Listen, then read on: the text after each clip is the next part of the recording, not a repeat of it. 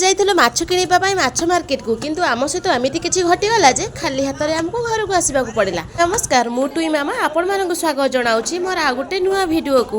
ତ ଆପଣମାନେ ନିହାତି ଜାଣିବାକୁ ଚାହୁଁଥିବେ ଏମିତି କ'ଣ ହେଲା ଯେ ଆମେ ଖାଲି ହାତରେ ଘରକୁ ଆସିଲୁ। ସଣ୍ଡେ ବୋଲି କେତେ ସାରା ଭିଡ଼ ଆପଣମାନେ ଦେଖିପାରୁଥିବେ ନିଶ୍ଚୟ। ଏତେ ସାରା ମାଛ ଥିଲା ଯେ କୋଉ ମାଛକୁ ଆଣିବି କୋଉ ମାଛକୁ ଛାଡ଼ିଦେବି କିଛି ବୁଝିପାରିଲିନି, କାହିଁକିନା ଯେତିକି ମାଛ ଥିଲା ସବୁଯାକ ମୋର ପସନ୍ଦିତା ମାଛ ଥିଲା। ସବୁଠୁ ବଡ଼ କଥା ଥିଲା ଯେ ସେମାନେ କାଟିକି ବନେଇକି ସାଇଜ୍ କରିକି ସଫାସୁତୁରା କରିକି ଦଉଥିଲେ। ତ ସେ ଭାଇ ଆମକୁ କହିଲେ ଯେ ତମେ ସନ୍ଧ୍ୟା ବେଳକୁ ଆସ ଫାଇନାଲ କରିକି ତ ମାଛ ନେଇଯିବ। ତ ସନ୍ଧ୍ୟା ବେଳକୁ ଦେଖନ୍ତୁ କ'ଣ ହେଲା।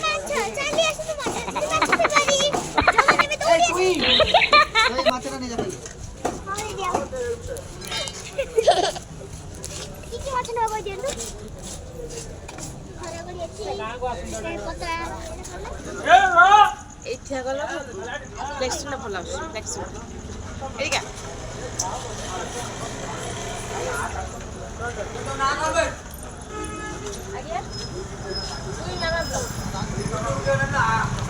को हाई कर दियो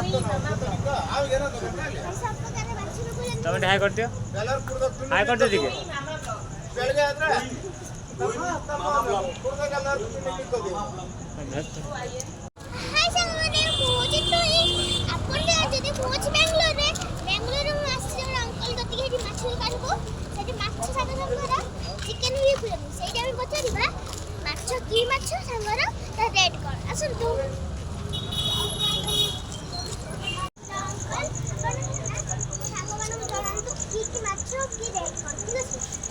अच्छी 150 टका किलो कंटा बलिया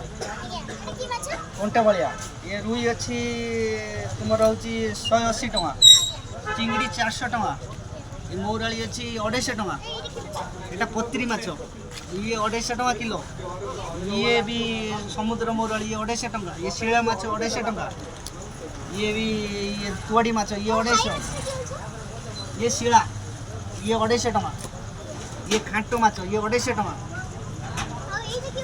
एटा टूना माछ ये 250 टका ये घर गली ये 250 ये रूपचांदी 180 ये भाकुड़ ये अच्छी 200 इंग्लिश देखा चिकन देखा चपल देखा इंग्लिश चिकन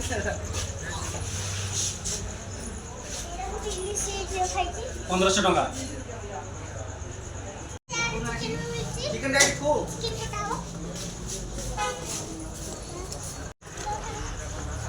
तो समिति देखियो ओडिसा जागा तो सीधी देखियो चिकन 200 टका किलो आउ कोन दरकार कोंतु 100 टका वीडियो दिले दाও भद्रक लोक बारीपुर